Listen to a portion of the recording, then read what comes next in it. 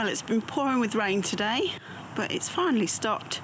The sun is just sort of getting ready to set, but we're going to go for a walk anyway. We really need to stretch our legs. We've been cooped up for far too long, so we're going to take advantage of the rain having stopped.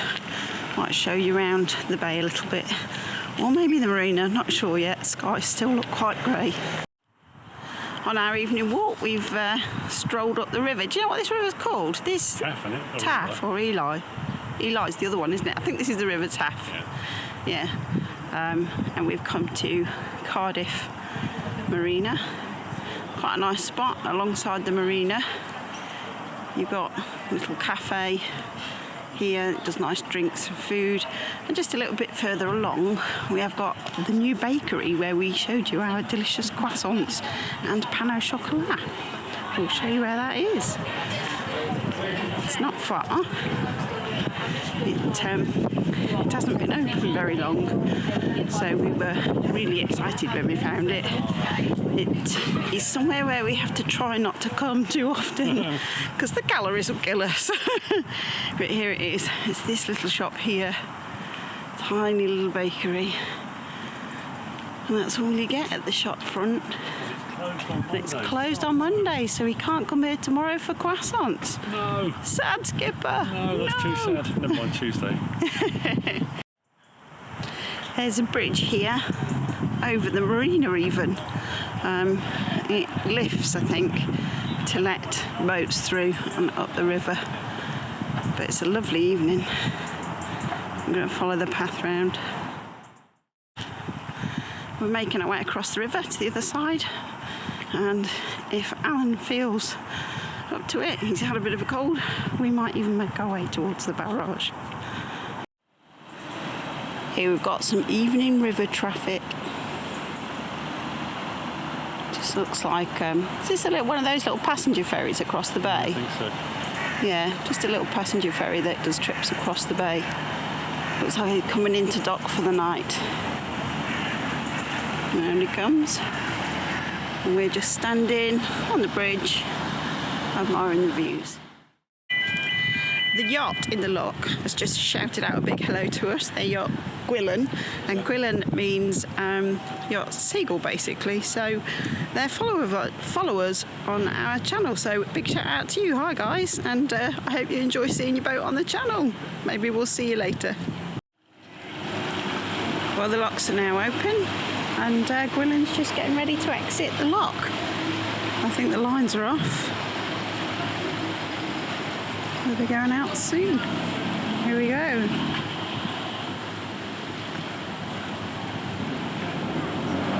Apparently, they've been to Devon for a weekend trip.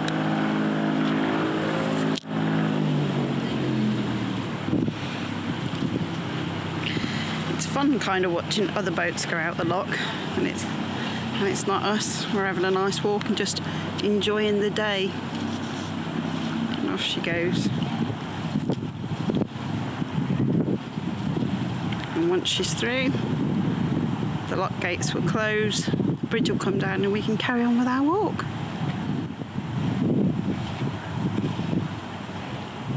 There's the man himself, looking, very skipperish. Well, the tide is out, and you can easily see the sandbanks. And this is the entrance over this way.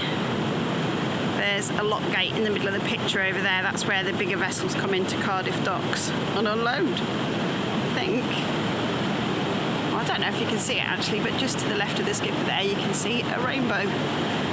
Probably due to all the rain that we keep having, but very pretty. We might walk along the bay now, along the barrage. And there's a boat sailing across the bay. Well, we've stopped for tea. We're in the low lounge. Alan's got keiki, which is always the best. And we thought we'd try it because it's got nice views across the bay. So we're enjoying the windy weather, but inside, out of it, and watching the water jump and flip and sailboats go by. Nice spot. Absolutely loving the rainbow all the way around the bay. Gorgeous. What a spectacular rainbow.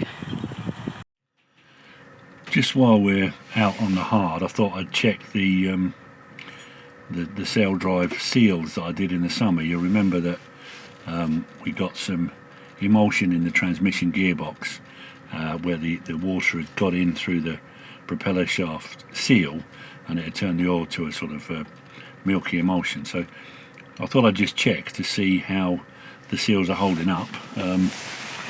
This is the dipstick which comes out, and unfortunately it's even worse than it was in the summer. I don't know how well you can see that, but it's basically cream, which means that the seals have gone again, and I've got another seal replacement job to do. The problem is that it could be that the seals weren't perfectly aligned, because trying to do it in Dunstaffanage up in Scotland was sort of suboptimal, but just because I was trying to do it in the slings. But if it isn't something that I did wrong then it's the shaft, and the prop shaft of a sail drive, even though it's only 6 inches long, is very expensive. So I'm really hoping I can put some new seals on and overcome this problem. Wish me luck.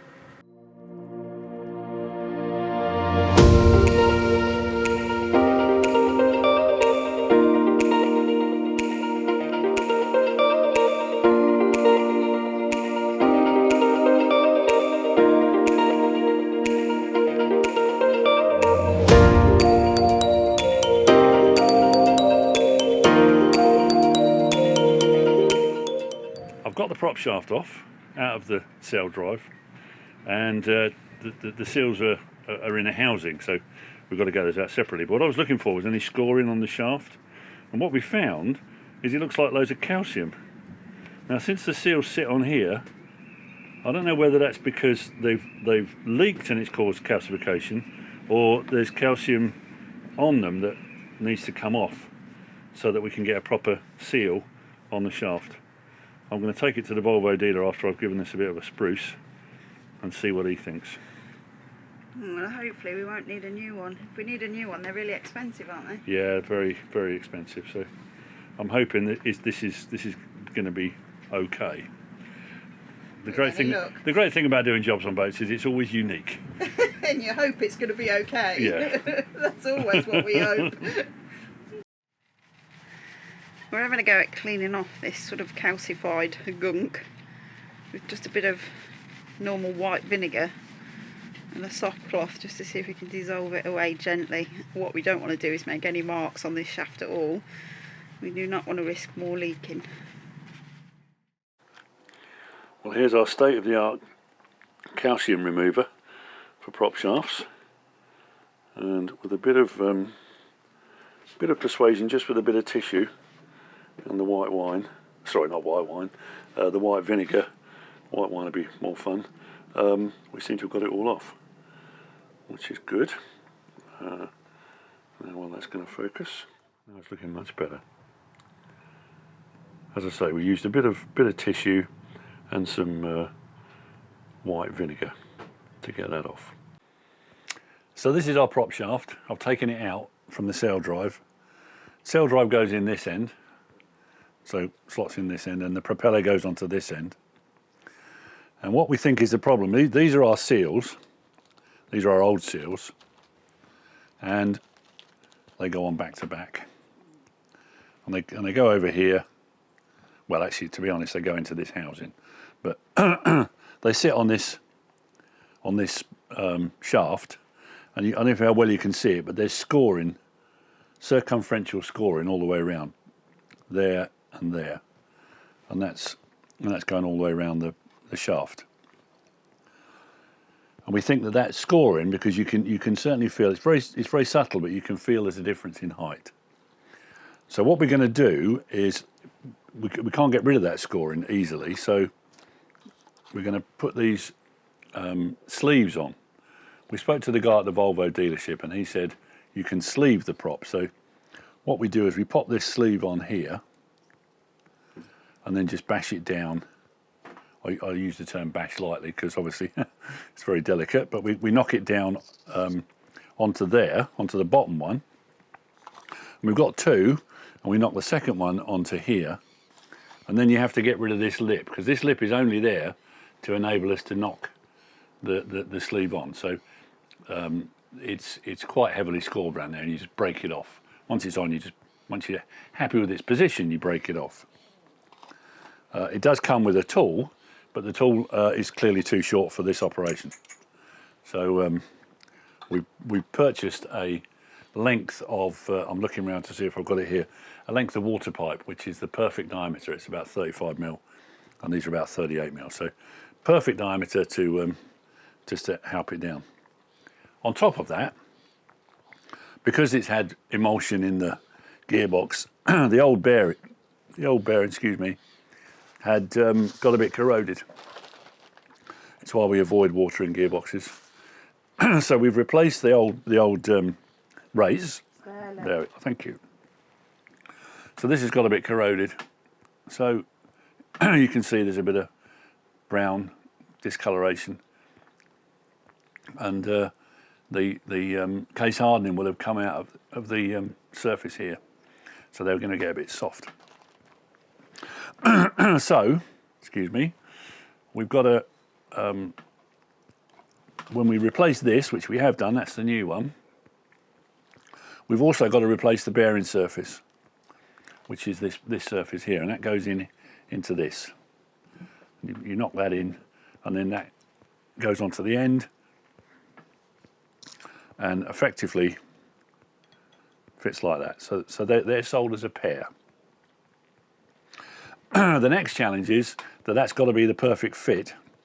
So inside this housing you have shims, and what we've got to do is make sure we've got the right size shim for the new race and bearing surface, so that this mates perfectly with the inside of the sail drive. So there's quite a bit to go at. Excuse me. At the moment I've got some very fine emery cloth, wet and dry, and I'm just using a bit of oil as the moisture, and I'm very gently just smoothing off the surface. This is very fine wet and dry. It's 2,500. So very gently smoothing off the surface so that we've got no surface high spots that will translate into high spots in here, which we'll be back to square one, because we'll end up with a leaky seal again. All sorts of potential for disaster, so I'm taking it really slowly and hopefully put the whole thing back together and it'll work. Wish me luck. Alan's very carefully abraded the surface, and he's just been running his finger round to check that he can't feel any burrs or any rough bits that might split the sleeve when he pushes it on. So just very carefully checking that it's all nice and smooth, really, really spotlessly clean before having a go at putting the sleeves on. You can definitely feel a difference in the height on that score there. Yeah, that score line, I'll run my finger over it and you can really feel it. It's very, very obvious. So hopefully this is the reason for our leak and the sleeves are going to fix it. So here we are in my precision workshop. I'll put the first one on. I don't know if you can see that, but the first shim's gone on. So I'm going to put the second one on now. Just thought it might be interesting to see how we're doing it. This is a 35 mil, something like that. Plastic tube for, I think, water. It's on a bit of wood. It's not resting on the bearing, so you haven't got to worry about damaging the bearing. Just make sure it's straight. Stick it the other way around.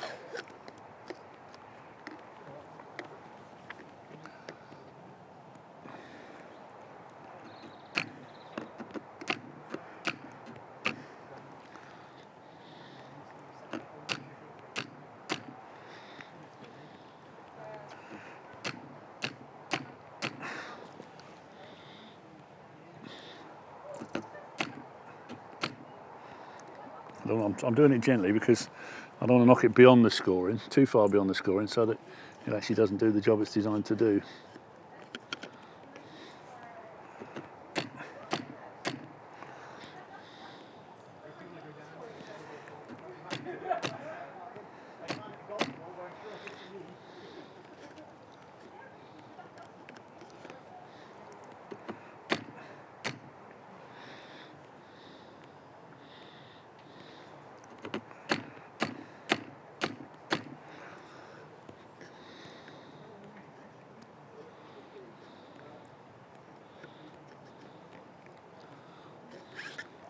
Is it there? I think so.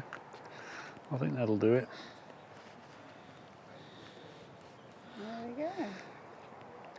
I've just got to take that tab off. Apparently just nick it and then tear it off. They just put a little cut in it, didn't they? And then it'll tear off, and then we'll have to just get rid of any rough edges. Yeah, got a little diamond file and we'll file off any rough edges. Okay. Okay, fingers crossed. Fingers crossed. Well done, Skipper. So far, so good. So the last thing to do is to just take this lip off from the sleeve. So to do that, you put a bit of a nick in it. It's pretty tough material, so you want something quite strong. But you put a bit of a nick in it, and then you... You want me to hold this? Yeah, if you hold the...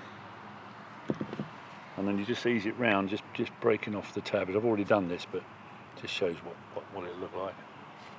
So they all break off. And then hopefully we can just pull this apart and take it off. Ta-da! And there it is. And then I just want to go around there because there's probably just some little raised areas where it came off. Well, that's what it should look like, roughly. Like that. Yeah. We can leave the other lip on, he said, because it was recessed in the... Yeah, it's not going to impinging touch anything. With that at all, so you can see that, can't you? It's not. Yeah. So that lip can stay on. So there we are. Slowly. The sleeves are on. We're just going to clean the edges up and then we can try the next stage. Yeah. This is Alan tapping the outside, sort of the bearing race, into that housing. He's just using a mallet and a soft bit of pine so he doesn't damage the race piece. And making sure he gets it in nice and flat so it goes all the way across as he's tapping. And once that's in, he's then going to do an assembly without the seals in, just to check that everything is running smoothly, not too loose, not too tight, before we actually assemble it with the seals.